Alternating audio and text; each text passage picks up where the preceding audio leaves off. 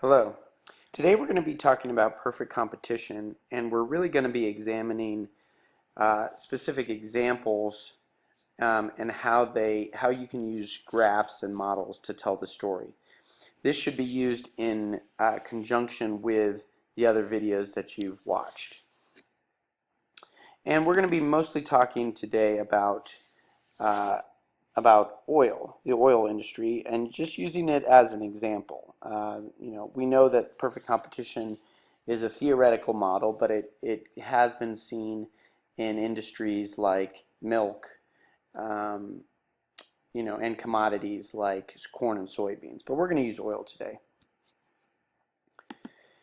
So, uh, perfect competition, when you're making it as a graph and a model, is presented in two graphs side by side. One graph is the industry graph, and it is a simple supply and demand graph. The price charged in the market is shown, and the quantity, and they are presented with a capital P and a capital Q. And then this graph over here, which is not filled in yet, is going to be a little bit more difficult. This is the firm's graph. So when you're writing this, you should write under here industry, and you should write under here firm. So you can see here that the graphs are interconnected. The price from one graph actually becomes the price in the other graph. So you cannot draw them on top of each other. You cannot draw them diagonal to each other. You have to draw them side by side. And if you were an oil producer in this market, how many units or barrels of oil should you produce? Well, if you had covered that up and I had just asked you, you could have said Q7, you could have said Q4 because that's at the bottom of the average total cost. But the answer is that it is Q5. And there's a very specific reason for that. It is because that is the quantity where MR equals MC. And so let's talk about that for a second. This is called the profit maximizing quantity.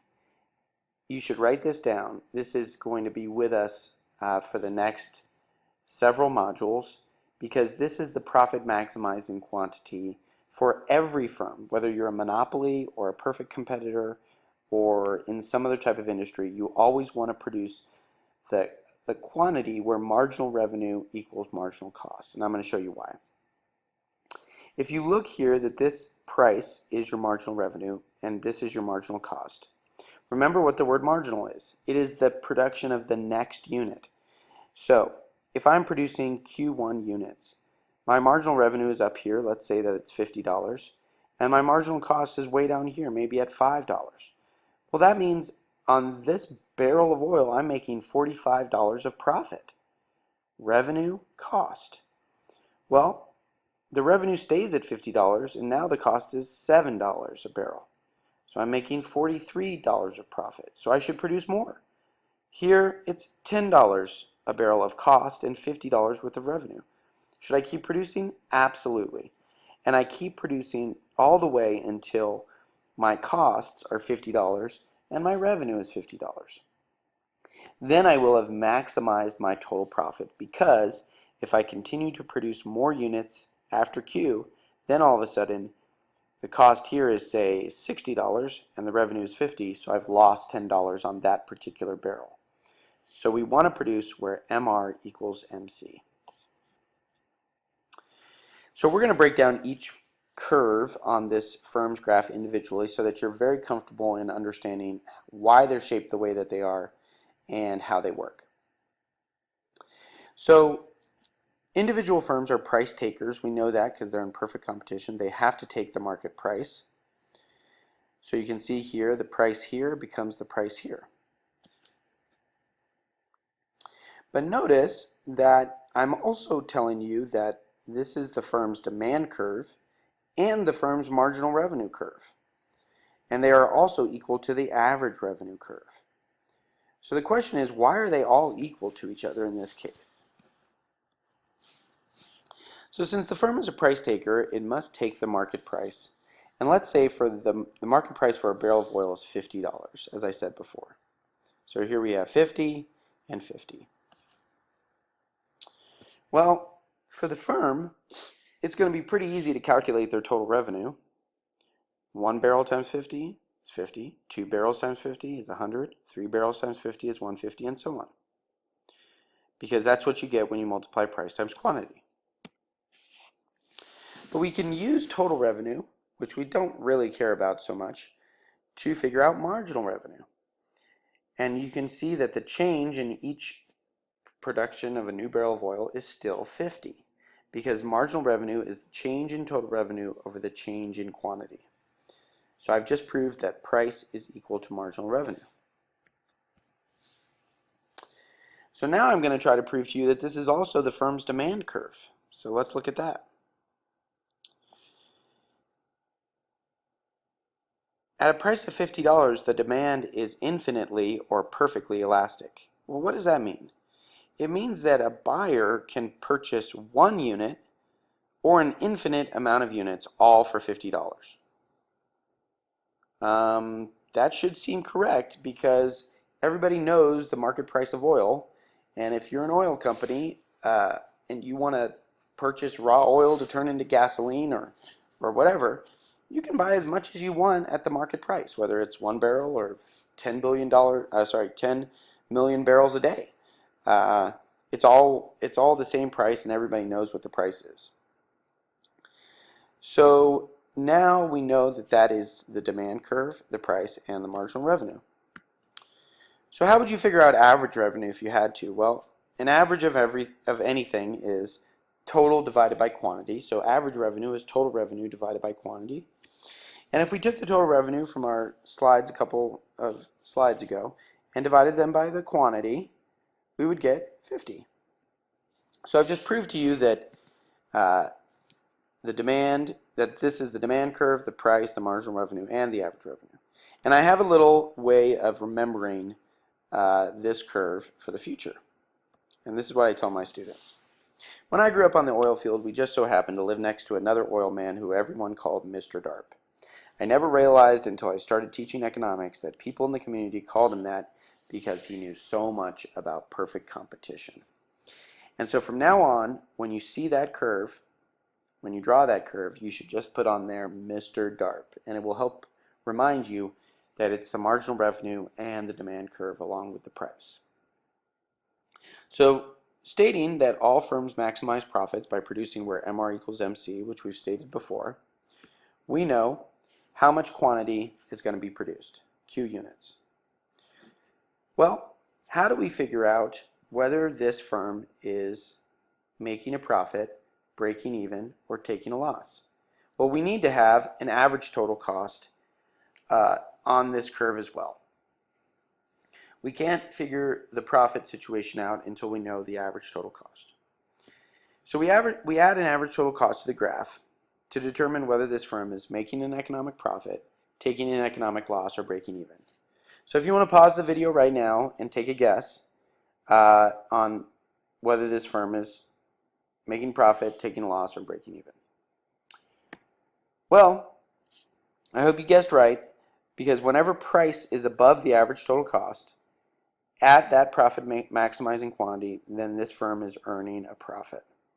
And in this situation, the price is above the average total cost. So let's see what that looks like. This green shaded box represents something. It is not the profit. It is in fact the total revenue for this firm. Remember, total revenue does not equal profit. It is price times quantity, and it is this large green box right here. But before we can figure out economic profit, we have to know the costs. So how do you figure out total costs? Well, the formula for total cost is average total cost times quantity. And if you multiply the quantity times the average total cost, you get this white box right here. And that gives us a ton of information. Because total revenue, the big green box minus the white box, will leave this box of economic profit, BPAC. So, what will happen now? We know that we're in a perfectly competitive market, and I've just shown you that all the firms in the industry are making profit. Well, what does that mean in the real world? It means that owning your own oil derrick in the oil industry is incredibly profitable. So what will happen when firms see these profits in the industry? Well, more firms will be enticed to join, and so what you see here is an increase in supply, because in the long run, when individuals see that firms are earning economic profits above normal rates of return, more firms will enter the market, causing the industry market supply curve to shift to the right. This will cause the industry price to go down over here. Firms will have to take this market price because they don't have any choice. So in this case, let's say that the price of oil drops to $40 a barrel. Say that this is a new market price of $40 a barrel. Now you can see that all of that economic profit is gone. The quantity Q1 here is at the bottom of the average total cost curve, meaning that their total revenues are equal to this box and their total costs are equal to this box, which means there is no longer any economic profit. And that's actually what happens in perfect competition. In the long run, there is no economic profit. There are only normal profits. So let's examine a case study of oil drilling. We have a starting point of long run equilibrium where we, on your graph, we're going to show the original quantity that the individual firm should produce right there. And since the individual firm is a price taker, it will take the market price. And you can see that that is equal to its total costs. And so this firm is in long run equilibrium. The firm will maximize profits where MR equals MC. The individual firm will produce Q0 units. And yeah, this is in long run equilibrium. This total revenue box will equal its total cost, and this firm is not making economic profits. But there's a situational change. As you well know, not all things are held constant, and electric car research takes off to the point where 50% of the American fleet becomes electric cars. Well, what will happen? Your intuition tells you correctly that demand will decrease for gasoline and oil. So we'll say that this electric car is bad for oil companies and demand decreases. So there's a new market price, and the firms have to take this market price. It's now going to produce Q1 units. It's going to maximize where MR equals MC. But now you can see that it is taking losses, economic losses, okay? Because the revenues are right here, P times Q, but the costs are up here, average total cost times quantity. So we have this box left over, which are losses, okay? Notice here that this firm will continue producing because it is above its average variable cost curve. What that means is that this firm is losing money on its fixed cost. It's losing money on the original purchase of the oil derricks, but it can still hire the maintenance crews to go out to the oil pumps and do their job. But then solar energy grows exponentially, negating even more need for oil and gas. And so demand decreases again, causing the market price to go down, the quantity to go down. And now the firms must take a new market price, and you can see now that this is what we call the shutdown point. When the price is at the average variable cost curve, you can know now you are taking losses even by asking your workers to come to work, by asking your variable costs to be engaged. So this is the point for the shutdown of the firm. The firm will produce Q2 units where MR equals MC, and now the firm is taking these losses and must shut down. And definitely will shut down if something else happens like this. Hope you understood.